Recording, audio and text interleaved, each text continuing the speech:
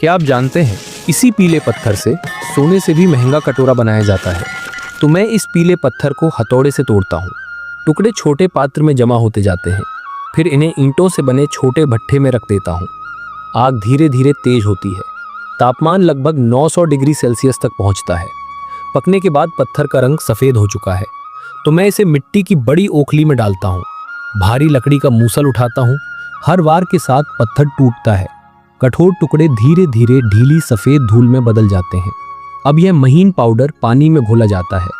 घोल बादलों जैसा गाढ़ा और सफ़ेद हो जाता है। फिर मैं इसे महीन छलनी से छानता हूँ। ऊपर मोटे कण रुक जाते हैं। नीचे सिर्फ मुलायम रेशमी घोल बचता है। अब यह पहला घोल शांत रहने के लिए छोड़ दिया जाता है। इसके बाद मैं बैंगनी सुनहरी मिट्टी ओखली में डालता हूँ। पानी मिलाकर ओखली चलाता हूँ। धीरे धीरे यह नारंगी लाल घोल में बदलती है। इसे भी छानकर अलग रख दिया जाता है। अब तीसरे चरण में हरी फर्न की पत्तियां अग्निकुंड में रखी जाती हैं। थोड़ी ही देर में पत्तियां जलकर राख में बदल जाती हैं।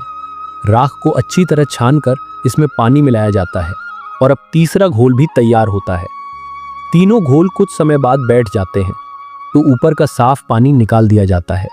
नीचे बचा गाढ़ा पदार्थ कपड़े में अच्छी तरह भरकर एक साथ रख दिए जाते हैं और ऊपर पत्थर का स्लैब रखा जाता है। इससे अतिरिक्त पानी निकल जाता है। अब ये तीनों खनिज आधार लेप बनाने के लिए तैयार है। इसी बीच मैं मिट्टी चाक पर रखता हूँ। दोनों हाथों से केंद्रित करता हूँ। चाक घूमता है। अंगूठा बीच में दबता है। अंदर खोखलापन जन्म लेता है। धीरे धीरे दीवारें उठती हैं। कटोरे का आकार सामने आता है। फिर इन कटोरे को छाया में सूखने के लिए रखा जाता है।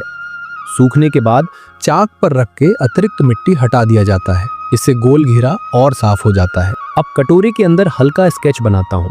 टहनियाँ, पत्तियाँ, फूल। नुकीले औजार से रेखाएं उकेरता हूँ। अब पहली फायरिंग। कटोरे भट्ठी में रखे जाते हैं। 800 से 900 डिग्री सेल्सियस पर कई घंटे पकते हैं। जब भट्ठी खुलती है, शरीर मजबूत हो चुका है। अब मैं पीला पाउडर, फर्न की राख, बैंगनी सोने की मिट्टी, इन तीनों को अच्छी तरह पानी में मिलाकर एक लेप तैयार करता हूँ।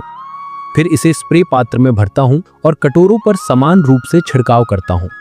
इसके बाद कटोरे धूप में सूखने के लिए रखा जाता। सूखने के बाद दूसरी फायरिंग होती है। इन सभी नक्काशी किए कटोरे को भट्ठी में रखा जाता। कुछ समय बाद भट्ठी खुलती है तो कुछ कटोरे दरार लिए हुए हैं। आग की परीक्षा हर कोई नहीं झेलता, लेकिन जो सही निकले उनकी सतह पर खनिज लेप चमक रहा है और इसी तरह सोने से भी महंगा शाही कटोरा बनके तैयार होता है।